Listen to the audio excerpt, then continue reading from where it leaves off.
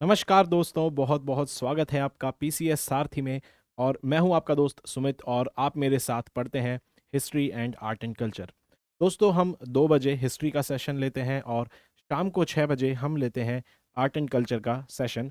और जैसा कि आप लोग जानते हैं कि पीसीएस सारथी जो है दोस्तों, वो स्टडी आईक्यू का एक इनिशिएटिव है। और पीसीएस सारथी पर आपको पीसीएस के द्वारा पीसीएस के लिए जो इम्पोर्टेंट जो कंटेंट होता है, जितना भी हाई क्वालिटी कंटेंट है, हम आपको वो सब यहाँ पर प्रोवाइड करवाएंगे। ठीक है दोस्तों। तो पीसीएस एग्ज़ाम्स के लिए जितने भी आपके सब्जेक्ट्स हैं, चाहे वो हिस्ट्री हो, पॉलिटी हो, आर्ट एंड कल्चर हो, या फिर एनवायरनमेंट साइंस एंड टेक, उन सब के यहाँ पर सबकी क्लास चलेंगी। और बहुत बच्चों का दोस्तों मैं देखता हूँ डाउट्स आता है।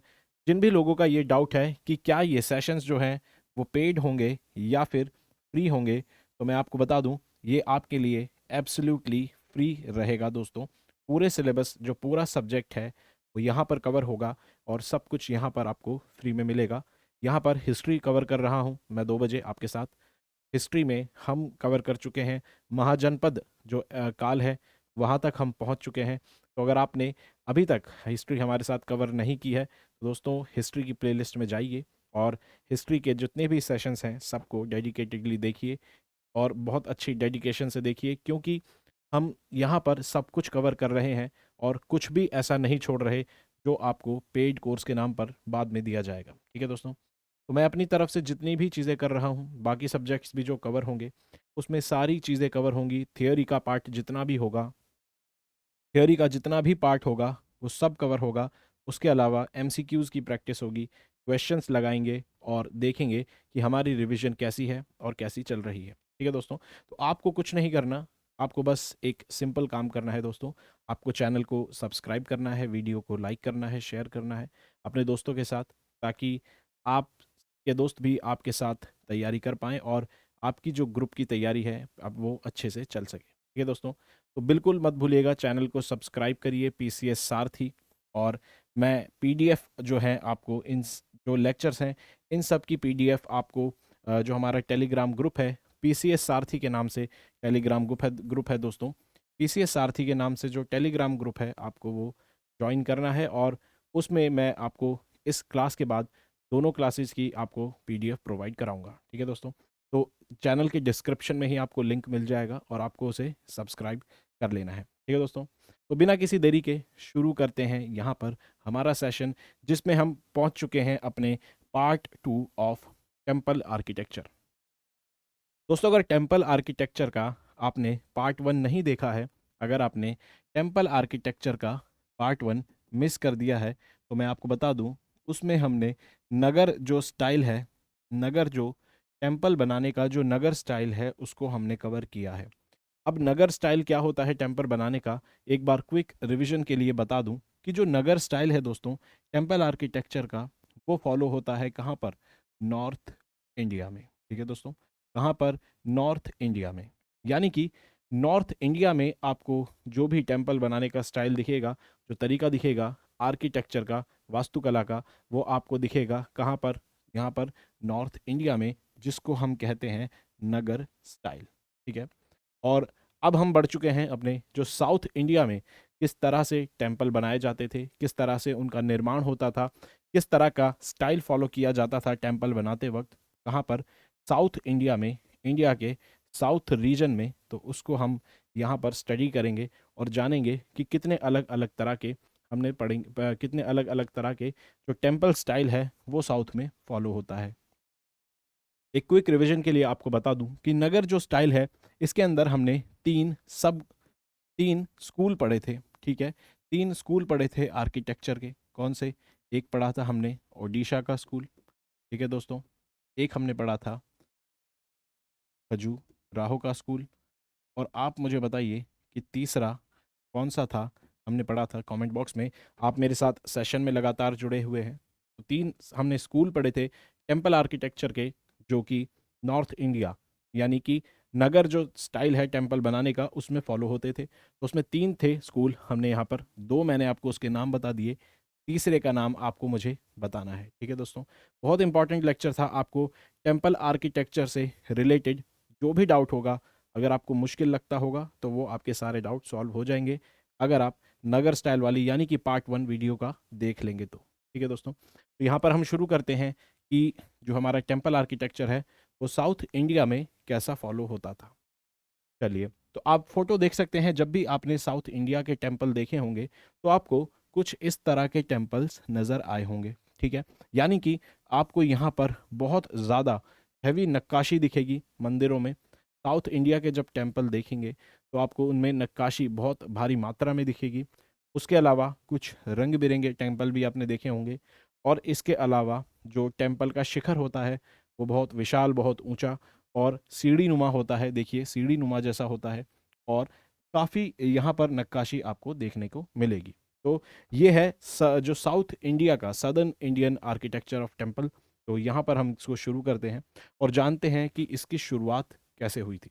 तो आज हम पढ़ेंगे यहाँ पर कि जो टेम्पल आर्किटेक्चर की जो शुरुआत हुई थी वो हुई थी पल्लवा जो डायनेस्टी थी, यानी कि इंडिया में जब पल्लव जो राज कर रहे थे, पल्लव साम्राज्य जो था वो जब इंडिया में राज कर रहा था, इंडिया के साउथ जो रीजन है उसमें पल्लव डायनेस्टी जब चल रही थी, तब टेम्पल आर्किटेक्चर का निर्माण शुरू हुआ। ठीक है दोस्तों, तो यहाँ पर ध्यान रखेंगे, इंडिया में साउथ इंडिया की बात की जाए अगर, साउथ इंडिया में टेम्पल आर्किटेक्चर जो था उसकी शुरुआत कब हुई?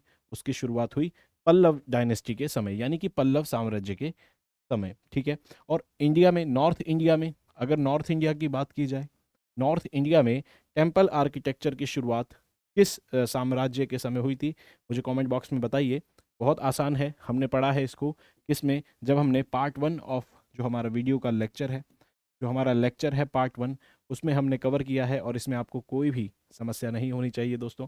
बहुत सिंपल क्वेश्चन है, जल्दी से कमेंट बॉक्स में इसका आंसर बताइए कि जो नगर स्टाइल है, नगर स्टाइल है यानी कि नॉर्थ इंडिया में अगर बात करें, नॉर्थ इंडिया में जो टेम्पल आर्किटेक्चर यानी कि मंदिर जो बनता था उसके निर्माण की शुरुआत किस साम्राज्य के समय हुई थी? कमेंट बॉक्स में उसका नाम बताइए।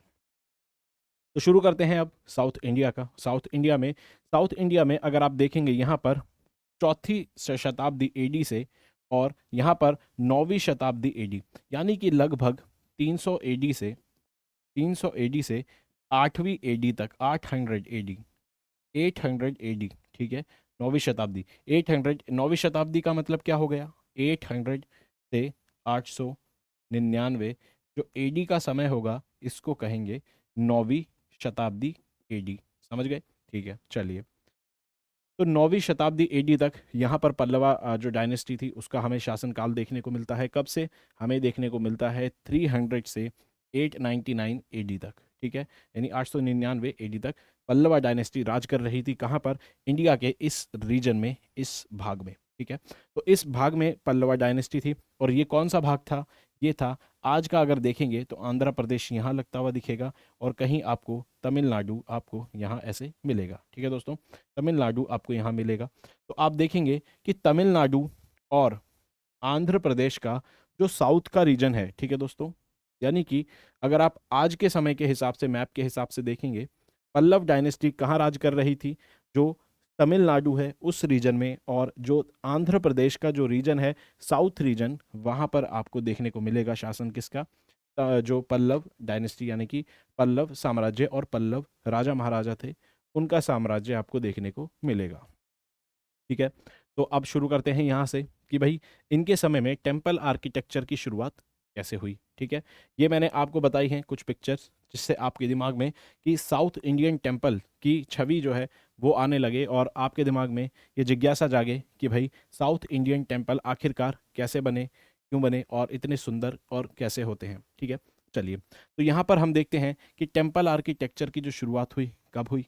पल्लव डायनेस्टी के समय। बिल्कुल समझ आ गया हमें, जैसे हमने पढ़ा नगर की स्टाइल कब हुई थी, बताइए कमेंट बॉक्स में। ठीक है दोस्तों, चलिए, तो कमेंट बॉक्स में बताइए कि नगर स्टाइल यानी कि नॉर्थ इंडिया में टेम्पल आर्किटेक्चर कब शुरू हुआ। ठीक है, तो पल्लव डायनेस्टी के समय शुरुआत हुई। महेंद्र वर्मन जो राजा थे उनके शासनकाल के समय पर यहाँ पर देखने को मिलेगा कि आपको पल्लव डायनेस्टी में मंदिर निर्माण की शुरुआत मिलती है, और इसकी शुरुआत हुई 4 चरणों में। ठीक है दोस्तों, 4 चरणों में इसकी शुरुआत हुई। नगर आर्किटेक्चर जब हम देखते हैं नॉर्थ इंडिया में, मैं साथ साथ आपको नॉर्थ से भी कंपैरिजन करवाता हुआ चलूँगा, ताकि आपको कन्फ्यूजन ना हो और आपकी पिछले लेक्चर की रिवीजन हो जाए और आपके दिमाग में एक स्कीम बन जाए कि नॉर्थ इंडिया के जो मंदिर होते हैं और जो साउथ इंडिया के जो मंदिर होते हैं उनमें क्या डिफरेंस होता है। और दोस्तों कई बार पेपर में वो डायरेक्ट वो पूछ लेता है कि भाई हमें ये बताइए कि नॉर्थ इंडिया और साउथ इंडिया के जो मंदिर होते हैं, यानी कि उत्तरी भारत और दक्षिणी भारत में बनने वाले जो मंदिर होते हैं उनमें क्या डिफरेंस होता है वो बताइए, डायरेक्ट पूछ लेता है। तो इसीलिए हम क्या करेंगे, इसीलिए हम जब भी साउथ इंडिया के मंदिरों की बात करेंगे दोस्तों, तो उसमें हम नॉर्थ और साउथ को एक साथ चलाते हुए, रिवाइज करते हुए और दोनों का कंपैरिजन करते हुए चलेंगे। ठीक है, चलिए। तो पल्लव डायनेस्टी के समय शुरुआत हुई, महेंद्र वर्मन जो राजा थे उनके शासनकाल में, और 4 चरणों में शुरुआत हुई। नॉर्थ इंडिया की बात करें तो नगर जो टेम्पल थे उनके जो चरण थे कितने, 5 चरणों में, 5 स्टेजेस में वो बने थे। ठीक है, तो यहाँ पर जो शुरुआत हुई थी वो शुरू में 4 चरणों में जो मंदिर थे साउथ इंडिया के, वो 4 चरणों में बनना शुरू हुए। वो 4 चरण कौन से थे, बहुत आसान थे, उनको एक बार देखते हैं। ठीक है, जैसे हमने याद रखा था कि नॉर्थ इंडिया के मंदिर एक एक स्टेप वाइज मैनर में, यहाँ पे भी आपको एक सीक्वेंस नज़र आएगा। यहाँ के टेम्पल आर्किटेक्चर में भी एक आपको सीक्वेंस नज़र आएगा जो आपको आसानी करेगा कि आप कैसे उसको याद रख सकें। ठीक है, चलिए। तो यहाँ पे देखते हैं जो पहला चरण था। अब यहाँ पर जो पल्लव डायनेस्टी के, जो पल्लव शासनकाल में जो मंदिर निर्माण शुरू हुआ था, ये अलग अलग राजाओं ने अपने अपने शासनकाल में किस तरह के मंदिर बनाए ये उस पर बेस्ड है। ठीक है, जैसे पहले सबसे पहले राजा थे महेंद्र जो राजा थे। ठीक है, कौन से राजा थे आप देखेंगे यहाँ पर आपको मिलेंगे महेंद्र वर्मन। ठीक है, तो शुरुआत किन्होंने करी, महेंद्र वर्मन ने। तो महेंद्र वर्मन ने जिस तरह के मंदिर बनाए उसको कहा गया कि पहला स्टेज, या फिर ग्रुप 1, या फिर महेंद्र वर्मन ग्रुप। ठीक है, समझ आ गई बात। यानी कि जो टेम्पल आर्किटेक्चर पल्लव शासनकाल में जो जो राजा आए, उन्होंने जैसे जैसे टेम्पल आर्किटेक्चर बनवाए, उन्होंने जैसे जैसे मंदिर बनवाए, उनमें जो जो बदलाव हुए, उनमें जो जो बढ़ोतरी हुई आर्किटेक्चर के रूप में, उनको हम उसके चरणों के हिसाब से जानते हैं। जैसे पहला स्टेज कहते हैं कि महेंद्र ग्रुप। ठीक है, यानी जो राजा महेंद्र थे, महेंद्र वर्मन, उन्होंने बनाया। दूसरे स्टेज को कहते हैं हम नरसिम्हन ग्रुप। ठीक है दोस्तों दोस्तों दूसरे स्टेज को कहते हैं हम नरसिम्हन ग्रुप, यानी कि राजा नरसिम्हन ने जो यहाँ पर मंदिर बनवाए होंगे उस पर जो बदलाव आए पिछले ग्रुप के मुकाबले, तो यहाँ पर देखेंगे कि यहाँ पर जो बदलाव आए उनको, उस ग्रुप को, उस सेकंड स्टेज को उनके नाम से जाना जाता है। इसी तरह से जो तीसरा स्टेज है उसमें कौन से राजा आए, उन्होंने जो मंदिर बनवाए वो कौन से थे, उनको नाम से जाना जाता है राजसिम्हा ग्रुप। यानी कि राजसिम्हा जो राजा थे, जो मंदिर उन्होंने बनवाए, उनको थर्ड स्टेज के नाम से जाना जाता है। ठीक है दोस्तों, तो यहाँ पर एक देख लेते हैं, अब आखिरी फोर्थ स्टेज भी है। तो फोर्थ स्टेज किसने बनवाई, फोर्थ स्टेज बनवाए नंदी वर्मन जो राजा थे। नंदी वर्मन राजा जो थे उन्होंने फोर्थ स्टेज का निर्माण करवाया, यानी कि फोर्थ जो उन्होंने मंदिर बनवाए उनको फोर्थ चरण, यानी कि फोर्थ स्टेज के जो मंदिर हैं साउथ इंडिया में, उनके नाम से जाना जाता है। ठीक है, तो इन चरणों में 1 से लेके 4 तक यहाँ पर क्या क्या बदलाव हुए, क्या क्या डेवलपमेंट हुई, उसको हम इस लेक्चर में पढ़ेंगे। चलिए, तो पहले ग्रुप से स्टार्ट करते हैं। तो जो राजा महेंद्र वर्मन थे उन्होंने स्टार्ट करा, पहला चरण कहा जाता है इसे, बिल्कुल समझ गए। और पहले चरण में सबसे शुरुआत बेसिक चीज से होगी। तो बेसिक क्या होगा, बेसिक यानी कि बेसिक का मतलब होगा कि रॉक कट, यानी कि सिंपल एक मंदिर का पूरा स्ट्रक्चर, मंदिर का एक पूरा ढांचा यहाँ पर आपको देखने को नहीं मिलेगा। यहाँ पर जो आपको देखने को मिलेगा वो होगा रॉक कट, यानी कि चट्टान को काट कर, तराश कर उसमें इस मंदिर बनाया गया। ठीक है, आप ये भी कह सकते हैं रॉक कट का मतलब एक गुफानुमा, यानी कि आपको इस स्टेज में गुफाएं भी मिलेंगी और चट्टान को काटकर मंदिर की भी आकृति दे दी गई, ऐसे भी आपको एग्जाम्पल मिलेंगे। तो इस स्टेज में कैसे बने, रॉक कट। सबसे बेसिक चीज़ है, चट्टान है, चट्टान को तराश दो। जब आप चट्टान को तराश देंगे तो एक मंदिर के आकार में उसको तराश देंगे। चलिए, तो इसमें आपको एक खास बात जो ध्यान रखनी है, जो पहला चरण था दोस्तों, इसमें आपको जो खास बात ध्यान रखनी है, पहली बात रॉक कट था, और दूसरा कि ये मंडप के नाम से जाने जाते थे। यानी कि जो भी मंदिर इस चरण में बने, इस चरण में जो भी मंदिर बने उनको हम किस नाम से जानते हैं? उनको हम कहते थे मंडप। ठीक है।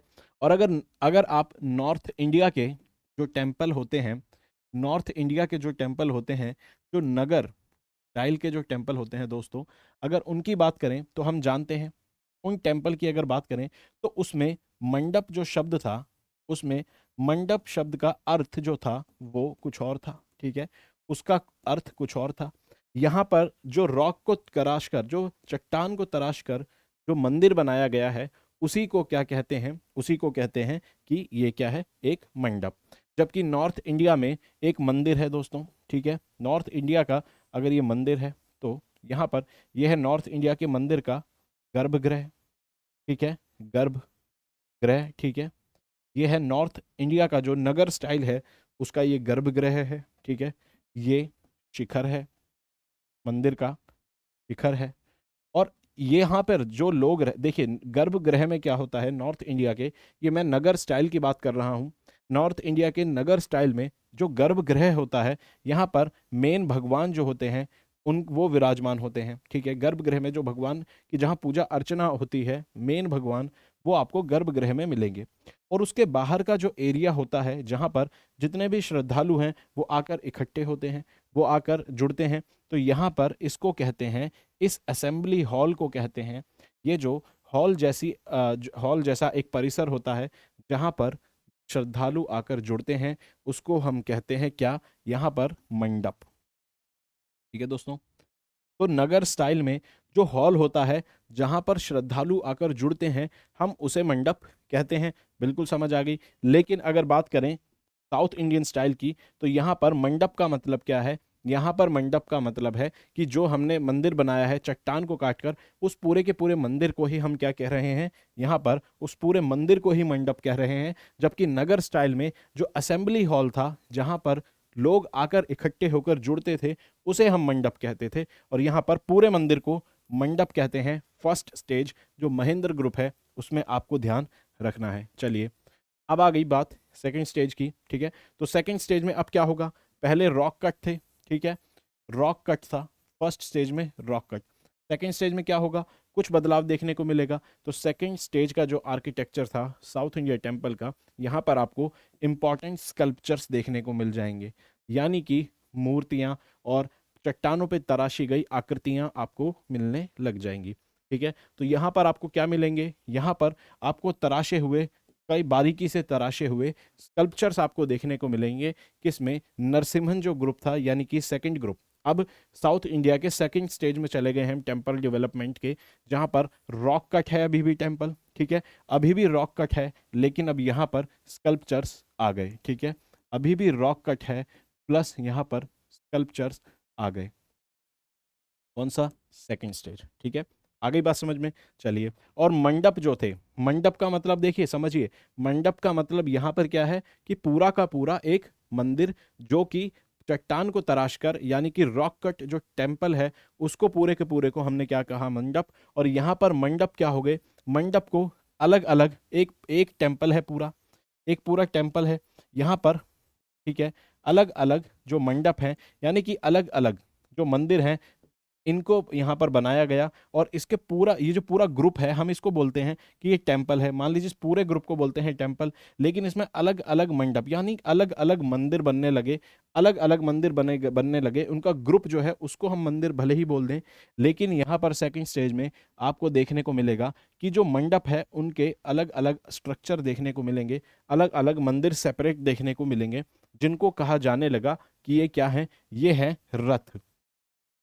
ठीक है दोस्तों, इनको कहा जाने लगा ये है रथ। मंडप अलग अलग बनने लगे, एक मंदिर को ही मंडप कहा जाने लगा, और फिर मंडप अलग अलग बनने लगे, और हर मंडप को क्या कहा जाने लगा?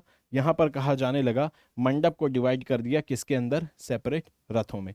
तो अलग अलग मंडप बनाए गए और उनको कहा गया रथ, और उनको सेपरेट रथ में डिवाइड कर दिया गया। ठीक है, चलिए, तो जब से सबसे बड़ा रथ था उसको कहा गया धर्मराज रथ। यहाँ पर आपको एग्जाम्पल मिलेगा जो सेकंड स्टेज का, ये वाला जो सेकंड स्टेज है, इसका एग्जाम्पल है यहाँ पर आप देखेंगे महाबलीपुरम के अंदर आपको ग्रुप ऑफ टेम्पल मिलेगा। ठीक है, महाबलीपुरम में 5 रथ टेम्पल आपको मिलेगा। 5 रथ टेम्पल इसका एग्जाम्पल है सेकंड स्टेज का। ठीक है, 5 रथ टेम्पल जो है सेकंड स्टेज का एग्जाम्पल है। और इसके अंदर आपको अलग अलग क्या मिलेंगे, रथ मिलेंगे। और अगर पूरे मंदिर को देखा जाए तो इनको हम मंडप भी कह सकते हैं। ठीक है, अलग अलग मंदिर मिलेंगे आपको, अलग अलग मंडप मिलेंगे और उनको हम रथ कहते हैं। 5 रथ टेम्पल उसका एग्जाम्पल है। और जो सबसे बड़ा रथ है उसको कहा गया धर्मराज रथ। ठीक है दोस्तों, क्या कहा गया, धर्मराज रथ। और जो सबसे छोटा रथ था उसको कहा गया द्रौपदी रथ। अगर आप महाभारत को देखेंगे, महाभारत में जो युधिष्ठिर थे, दोस्तों, युधिष्ठिर थे, वो सबसे बड़े पांडवों में सबसे बड़े भाई थे। महाभारत में युधिष्ठिर पांडवों में सबसे बड़े भाई थे। और उनको अगर आप जानते होंगे तो उनको धर्मराज के नाम से भी जाना जाता था। यानी कि युधिष्ठिर धर्म पर चलने वाले व्यक्ति थे, इसीलिए उनको धर्मराज के नाम से जाना जाता है। और इसीलिए युधिष्ठिर यानी सबसे बड़े जो भाई थे, सबसे बड़ा जो रथ था उसको धर्मराज रथ के नाम से जाना जाता है। ठीक है, और सबसे छोटा रथ जो था उसको द्रौपदी रथ के नाम से जाना जाता है। ठीक है, और आप देखेंगे कि यहाँ पर अभी हम पढ़ रहे हैं पल्लव जो साम्राज्य था, पल्लव साम्राज्य के समय पर जो टेम्पल का निर्माण शुरू हुआ, पल्लव साम्राज्य के समय पे जब टेम्पल बनने लगे, तब यहाँ पे आपको देखने का मिलेगा कि अभी यहाँ पर द्रविड़ स्टाइल जैसा फुल फ्लेज पूरी तरीके से डेवलप्ड, पूरी तरीके से फुल फ्लेज द्रविड़ स्टाइल नहीं देखने को मिलेगा। अभी यहाँ पर साउथ इंडिया का जो द्रविड़ स्टाइल है अभी वो आकार ले रहा है। अभी वो पूरी तरह से द्रविड़ स्टाइल की कैटेगरी में नहीं आया है। लेकिन साउथ इंडिया के टेम्पल की शुरुआत किन्होंने करी, पल्लव ने करी। और फिर यहाँ से देखने को मिलेगा कि जैसे जैसे पल्लव जो है अपने मंदिर बनाते गए, इनका जो स्टाइल है आगे चल के जो कहा गया, चोलास जब आए, इनके बाद चोलास ने जब मंदिर बनाए तो चोला के द्वारा बनाए गए जो मंदिर थे, चोला साम्राज्य के द्वारा बनाए गए जो मंदिर थे उनको द्रविड़ स्टाइल कहा गया। ठीक है दोस्तों, चोला साम्राज्य के द्वारा बनाए गए मंदिरों को द्रविड़ स्टाइल कहा गया। और पल्लवा के बाद आए चोला। ठीक है, और इनका स्टाइल था द्रविड़। तो पल्लव के समय पे द्रविड़ स्टाइल जो था वो पूरी तरह से फुल फ्लेज नहीं था, यहाँ पर वो आकार ले रहा था। ठीक है, लेकिन चोलाज के समय पे जो चोल शासक आए थे, चोल शासकों के समय पे जो द्रविड़ स्टाइल था वो पूरी तरह से आकार ले चुका था। और तब के जो मंदिर बने उनको हम द्रविड़ स्टाइल से आगे जानते हैं और उसको हम नेक्स्ट क्लास में डिटेल में स्टडी करेंगे। तो पल्लव साम्राज्य में यहाँ पर अभी याद रखिए साउथ इंडिया टेम्पल पढ़ रहे हैं और पल्लव साम्राज्य में द्रविड़ स्टाइल अभी पूरी तरह से नहीं आया है। ठीक है, लेकिन उसकी छवि आपको कहीं कहीं बीच में दिखने लगेगी। पल्लव साम्राज्य में कहीं कहीं छवि दिखने लगेगी तो आपको दिखेगा कि जो धर्मराज जो ये रथ था, धर्मराज रथ के आधार पर ही आगे देखने को मिलेगा कि जो द्रविड़ स्टाइल था वो धर्मराज रथ पर ही आधारित था। ठीक है दोस्तों, यानी कि धर्मराज रथ जो था, जो द्रविड़ स्टाइल था, वो आगे चलकर धर्मराज रथ के जैसा डिजाइन उसने अपनाया। ठीक है, यानी कि चोला जो डिजाइन था, चोल साम्राज्य का जो डिजाइन था उसे द्रविड़ स्टाइल कहते हैं। और द्रविड़ स्टाइल कहाँ से निकलता है उसका इन्फ्लुएंस आपको देखने को मिलेगा कि वो आपको मिलेगा धर्मराज जो रथ है वहां से निकलता हुआ मिलेगा। तो इस स्टेटमेंट को याद रखेंगे, ये बहुत ज्यादा है, पेपर में वो डायरेक्ट बना के पूछ सकता है कि धर्मराज रथ से आपको द्रविड़ स्टाइल निकलता हुआ दिखेगा, जो कि एक बिल्कुल सही बात है। ठीक है दोस्तों, ये रहा जो एग्जाम्पल है पंचरथ टेम्पल, जिसके अंदर आपको धर्मराज रथ भी मिलेगा और आपको द्रौपदी रथ भी मिलेगा। ठीक है, तो ये था सेकंड स्टेज। अब थर्ड स्टेज की बात करते हैं। तो थर्ड स्टेज में और कुछ डेवलपमेंट होगी। सेकंड स्टेज में क्या हुआ था, सेकंड स्टेज में रॉक कट तो था ही, प्लस स्कल्पचर्स आ गए थे। ठीक है, अब यहाँ पर बात होगी थर्ड स्टेज की। तो थर्ड स्टेज जो है वो राज सिंहवर्मन जो ग्रुप है उसके नाम से जाना जाता है थर्ड स्टेज। और यहाँ पर आपको रियल स्ट्रक्चर मिलेंगे टेम्पल के। कौन से, यहाँ पर आपको अब फुल फ्लेज रियल स्ट्रक्चर मिलेगा टेम्पल का। अब आपको जो रॉक के अंदर, चट्टान के अंदर जो पहले मंदिर को तराश देते थे, अब आपको वो काम यहाँ नहीं मिलेगा। अब आपको प्रॉपर बिल्कुल बाकायदा एक अलग से खड़ा हुआ स्ट्रक्चर, एक ढांचा, एक आर्किटेक्चर मिलेगा जिसे मंदिर कहा जाता था। ठीक है, यानी कि अब मंदिर को चट्टान के अंदर तराश कर नहीं, अब उसको अलग से बनाया जाता था, जो कि आपको मिलेगा कहाँ पर, राजसीमा थर्ड स्टेज के अंदर आपको देखने को मिलेगा। ठीक है दोस्तों, आई होप आपको सारी चीज़ें समझ आ रही है। मैं बहुत ही आसान भाषा में और बहुत ही सिंपल तरीके से स्टेज बाय स्टेज समझाने की कोशिश कर रहा हूँ। इसीलिए इस लेक्चर में मैंने सिर्फ यहाँ पर पल्लवा जो आर्किटेक्चर है उसको उठाया है। अगले लेक्चर में हम चोला आर्किटेक्चर को डिस्कस करेंगे। तो देखिए कितने हम डिटेल में एक चीज़ को पकड़ के चल रहे हैं, तो आपको बिल्कुल भी टेंशन लेने की यहाँ पर ज़रूरत नहीं है।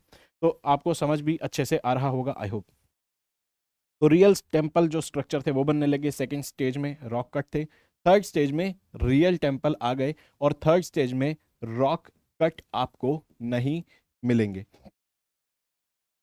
थर्ड स्टेज यानी कि राजसिम्हा जो ग्रुप था, इसमें आपको रॉक कट अब नहीं मिलेगा। इसका जो एग्जाम्पल है वो है शोर टेम्पल, कहाँ पर, महाबलीपुरम और कैलाशनाथ। ठीक है, कांचीपुरम का कैलाशनाथ ये है शोर टेम्पल दोस्तों। ये बहुत ही सुंदर टेम्पल है शोर टेम्पल, और ये भगवान शिव को डेडिकेटेड है। ठीक है, ये भगवान शिव की यहाँ पर पूजा होती है, पूरा भगवान शिव के ऊपर बना हुआ है, पूरा भगवान शिव की यहाँ पर पूजा अर्चना होती है। ठीक है, और इसके अंदर आपको पता चलेगा, बाद में मैं आपको बताऊंगा कि इसमें विष्णु जी भी आपको देखने को मिलेंगे। चलिए, तो अब यहाँ पर देखिए, ये है कैलाशनाथ टेम्पल, जो कि आपको मिलेगा किसमें, थर्ड स्टेज ऑफ पल्लवा, जो आपको पल्लव साम्राज्य के टेम्पल आर्किटेक्चर था उसका थर्ड स्टेज है क्या, आपको कैलाशनाथ ऑफ कांचीपुरम। ठीक है, तो आपको एग्जाम्पल याद रखने हैं दोस्तों कि पल्लवा शासन काल में कौन कौन से मंदिर थे। अभी जब लेक्चर खत्म होगा तो लास्ट में हम रिवाइज करेंगे कि पल्लव शासन काल के मंदिर आपके दिमाग में होने चाहिए। आगे चल के कोई भी कंफ्यूजन नहीं होनी चाहिए कि ये पल्लव शासन काल के थे या चोला शासन काल के थे या किसी और शासन काल के थे। तो हम यहाँ पर लेक्चर को भी रिवाइज कर लेंगे। चौथा जो स्टेज है, चौथा और आखिरी जो स्टेज है, आप देखेंगे इसके अंदर पल्लव इसमें जो मंदिर थे वो कैसे हो गए, वो साइज में थोड़े छोटे हो गए दोस्तों। ठीक है, साइज में थोड़े छोटे हो गए, और आपको यहाँ पे देखने को मिलेगा कि यहाँ पर पल्लवा जब शासन डिक्लाइन हुआ, तो उसके बाद आपको देखने को मिलेगा कि पल्लवा के बाद कौन आए, पल्लव के बाद आए चोला। ठीक है दोस्तों, चोल, और यहाँ पर आपको फुल फ्लेज पूरे तरीके से आपको जो स्ट्रक्चर मिलेगा, फुल फ्लेज जो आपको स्ट्रक्चर मिलेगा, जो आर्किटेक्चर मिलेगा, उसको हम कहते हैं क्या, द्रविड़ स्टाइल। तो मेरे ख्याल से अब आपको कोई कंफ्यूजन नहीं होनी चाहिए इस बार को लेकर, इस शब्द को लेकर, कि द्रविड़ स्टाइल का जो टेम्पल आर्किटेक्चर है इसका मतलब क्या है। साउथ इंडिया का जो टेम्पल आर्किटेक्चर है वहाँ पर शुरुआत हुई पल्लव से। पल्लव के जब शुरुआत हुई तो बाद के स्टेजों में आपको थोड़ा थोड़ा द्रविड़ स्टाइल आना शुरू हो जाएगा, और जो फुल फ्लेज जो चोला आर्किटेक्चर जब आया तो उनके आर्किटेक्चर को हम क्या कहते हैं दोस्तों, उनके आर्किटेक्चर को हम द्रविड़ आर्किटेक्चर के नाम से जानते हैं। याद रखिएगा, नगर स्टाइल को जब हम नगर स्टाइल को और द्रविड़ स्टाइल को जब इनका अंतर समझेंगे, जब इनको कंपेयर करेंगे, जब हम द्रविड़ स्टाइल और नगर स्टाइल को कंपेयर करेंगे, तो हम यहाँ पर टिपिकल, बिल्कुल विशिष्ट तौर पर, बिल्कुल एग्जाम्पल के तौर पर जो भी मंदिर उठाएंगे, द्रविड़ का जो एग्जाम्पल लेंगे और उनका जब कंपैरिजन करेंगे, तो यहाँ पर चोला टेम्पल आपको देखने को मिलेगा। ठीक है, द्रविड़ आर्किटेक्चर का मतलब होता है चोला आर्किटेक्चर, जो चोला साम्राज्य के समय पे मंदिर बने थे, हम उन मंदिरों में और नगर यानी कि नॉर्थ इंडिया के जो मंदिर हैं उनमें डिफ्रेंशिएट करते हैं। ठीक है, तो आपको इस बात से कोई कंफ्यूजन नहीं होनी चाहिए। आई होप मैंने अच्छे से इस डिफरेंस को आपको समझा दिया है। तो पल्लव आर्किटेक्चर की जब बात आती है दोस्तों, तो पल्लव आर्किटेक्चर में महाबलीपुरम का नाम आता है।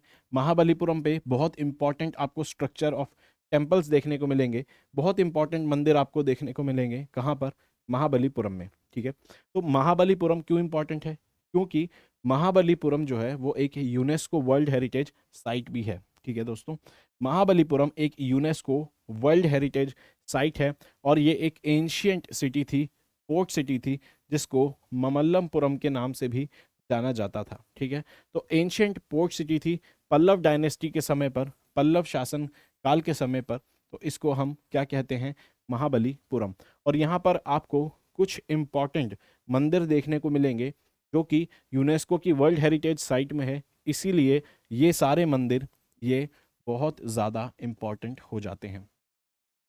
ठीक है दोस्तों, तो आपको ये मंदिर याद होने चाहिए क्योंकि ये वर्ल्ड हेरिटेज साइट का हिस्सा हैं। तो हमारे देश की ऐसी धरोहर जो कि इंटरनेशनल लेवल पर जानी जाती है, तो ये बहुत ज़्यादा इम्पॉर्टेंट हो जाती है।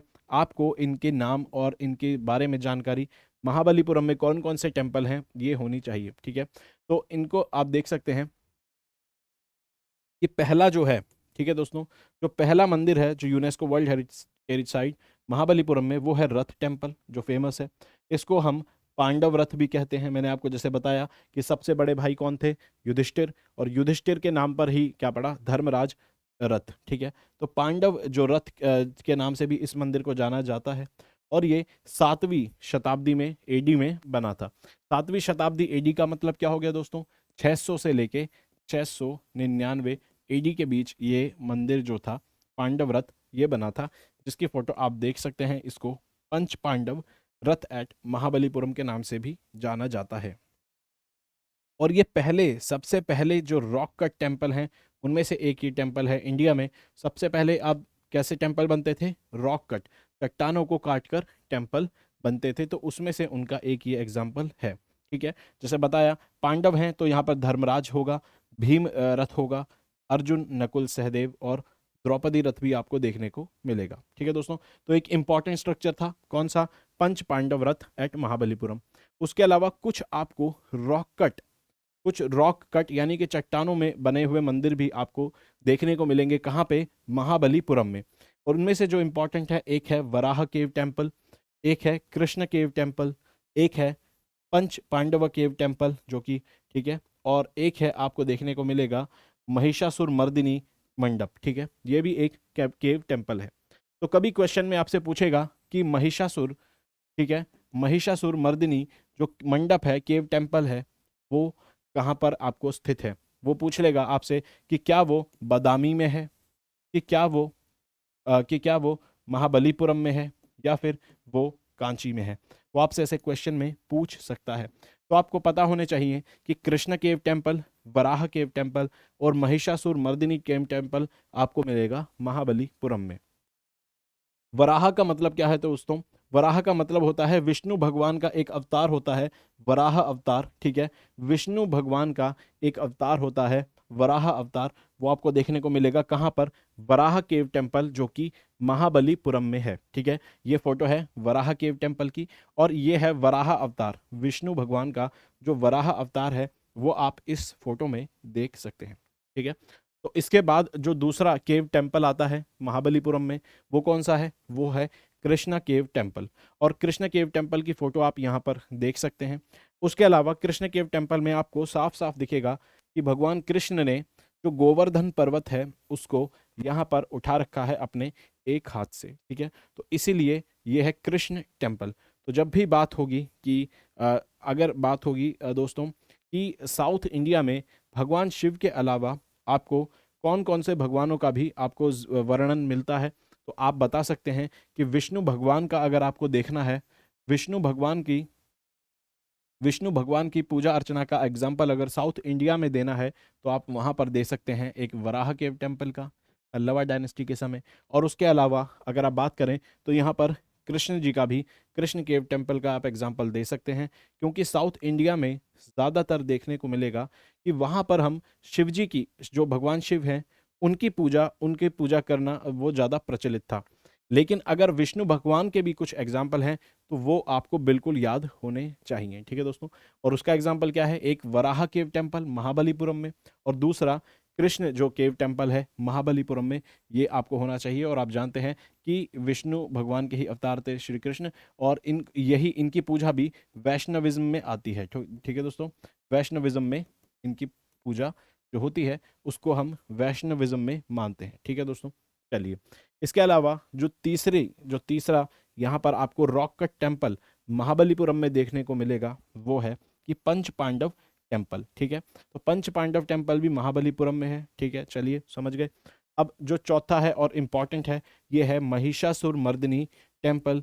कहाँ मिलेगा आपको, ये भी आपको महाबलीपुरम में देखने को मिलेगा। ठीक है, और कब मिलेगा, पल्लवा काल में। पल्लवा काल में, ठीक है, यानी कि जो चोलास थे उनसे भी पहले के समय की ये बात है। चोलास का समय था लगभग 8वीं शताब्दी से 800, यानी 800 टू 1200 एडी के अराउंड था। इसमें छोटी मोटी चेंजेस, बदलाव हो सकते हैं, लेकिन लगभग यही समय काल था जब आपको देखने को मिलेगा कि चोला शासक राज कर रहे थे। उनसे भी पहले का है महाबलीपुरम, यानी कि पल्लव डायनेस्टी के जो मंदिर हैं वो चोला शासक से भी पहले के हैं। तो आपको समझ आया। ये महिषासुर मर्दिनी आप देख सकते हैं, यहाँ पे दुर्गा माता को दिखाया हुआ है शेर के ऊपर बैठे हुए, और ये महिषासुर का वध यहाँ पर कर रही हैं। ठीक है दोस्तों, तो आपको आई होप समझ आया होगा पिक्चर के माध्यम से कि कैसे हमने यहाँ पर टेम्पल आर्किटेक्चर की जो शुरुआत हुई वो हम पढ़ते हैं। तीसरा जो इम्पॉर्टेंट आपको मिलेगा यूनेस्को वर्ल्ड हेरिटेज साइट का जो पार्ट है, और जो महाबलीपुरम में आपको मंदिर मिलेंगे, उसमें जो तीसरा एग्जाम्पल है वो है यहाँ पर गंगा का ज़मीन पर अवतरित होना। और गंगा का ज़मीन पर अवतरित होना यानी कि डिसेंट ऑफ गंगा। गंगा जब ज़मीन पर आई तो उसका यहाँ पर आपको उसकी कहानी आपको यहाँ पर इस चट्टान के माध्यम से, इस नक्काशी के माध्यम से देखने को मिलेगी। और इसको अर्जुना पिनेंस या फिर भगीरथी पिनेंस, यानी कि अर्जुन की तपस्या या फिर भगीरथ की तपस्या के नाम से भी जाना जाता है। आप जानते हैं भगीरथ कौन थे? अगर जो जो हिंदू पुराण है उनके हिसाब से माना जाए, उनके हिसाब से अगर देखेंगे तो जो भगीरथ थे उन्हीं की तपस्या के कारण जो गंगा थी, जो गंगा नदी थी, वो स्वर्ग में बहती थी और फिर वो जमीन पर भगीरथ की तपस्या के कारण ही जमीन पर अवतरित हुई थी। तो इसीलिए जो ये एक आप देखेंगे, ये एक जो कहानी है कही गई है गंगा कैसे जमीन पर आई, इसीलिए इसको भगीरथ की तपस्या भी कहा जाता है। ठीक है दोस्तों, तो यानी गंगा का जो अवतरित होना जमीन पर वो किससे जुड़ा हुआ है? वो भगीरथ की तपस्या से जुड़ा हुआ है, इसीलिए यहाँ पर इसको भगीरथ की तपस्या भी कहा गया है और अर्जुन की तपस्या भी कहा गया है। ये फोटो बहुत फेमस है दोस्तों। जब भी एग्जाम्पल की बात होगी, इंडिया के आर्ट एंड आर्किटेक्चर की बात होगी, जब भी मंदिर के निर्माण की शुरुआत की बात होगी, तो आपको ये सारे एग्जाम्पल याद होने चाहिए। महाबलीपुरम तो इसमें बहुत ही ज़्यादा फेमस है। ठीक है दोस्तों, ठीक है दोस्तों, बहुत ही ज़्यादा फेमस है। चलिए, तो चौथा जो एग्जाम्पल है महाबलीपुरम में, जो और बहुत ही खास और बहुत ही इंपॉर्टेंट जो टेम्पल है वो है शोर टेम्पल दोस्तों। ठीक है, महाबलीपुरम का शोर टेम्पल कब बना था? पल्लवा डायनेस्टी के समय। बताइए कौन से? थर्ड स्टेज में। थर्ड स्टेज यानी कि जब टेम्पल आर्किटेक्चर में रॉक कट को छोड़कर अब फुल फ्लेज जब मंदिर निर्माण होने लग गया था, पूरा एक स्टैंड अलोन यानी कि खुद में एक स्ट्रक्चर बनने लग गया था, तो उसको हम कहते हैं कि यहाँ पर आप देखेंगे शोर टेम्पल उसका एक एग्जाम्पल है। ठीक है दोस्तों, तो जब भी टेम्पल डेवलपमेंट पे क्वेश्चन आएगा तो आपको शोर टेम्पल का नाम याद रखना है, और आपको दिखेगा कि ये भगवान शिव के लिए बना हुआ है, लेकिन इसमें आपको जो भगवान विष्णु है उनकी भी आपको भी देखने देखने को मिलेगा अनंत शयन, यानी कि उनकी जो सोती हुई मुद्रा है वो भी आपको देखने को मिलेगी, और भगवान शिव के लिए है, लेकिन भगवान विष्णु का स्कल्पचर यानी कि उनकी मूर्ति भी आपको देखने को मिलेगी। और ये जो मंदिर है ये कुछ इस तरह से बना है कि ये जो मेन जो है गर्भगृह, इसमें आपको मिलेंगे भगवान शिव, इसमें आपको शिव मिलेंगे, ठीक है, इसमें भी आपको भगवान शिव मिलेंगे, और बीच में यहाँ पे कहीं पे टेम्पल आर्किटेक्चर में इसमें फोटो अगर आप देखेंगे अगर किसी दूसरे एंगल से, तो यहाँ बीच में आपको विष्णु जी का भी आपको एक ऐसा मिलेगा एरिया जहाँ पर भगवान विष्णु जी की स्कल्पचर और मूर्तियाँ आपको मिलेंगी। ठीक है, आप देख सकते हैं बाहर नंदी ही नंदी बने हुए हैं। ठीक है, तो ये एक बहुत ही इंपॉर्टेंट एग्जाम्पल है दोस्तों टेम्पल आर्किटेक्चर का। हमने अभी तक जो रिवाइज कर लेते हैं एक बार, हमने ये पढ़ा है कि पल्लवा आर्क डायनेस्टी जो थी, साम्राज्य था, उसके समय पर आप देखेंगे टेम्पल आर्किटेक्चर का निर्माण शुरू हुआ, और पल्लवा डायनेस्टी जो थी वो यहाँ पर इस एरिया में, यानी कि जो आंध्र प्रदेश का दक्षिण साउथ रीजन है और पूरा तमिलनाडु लगभग वो आता था किसमें?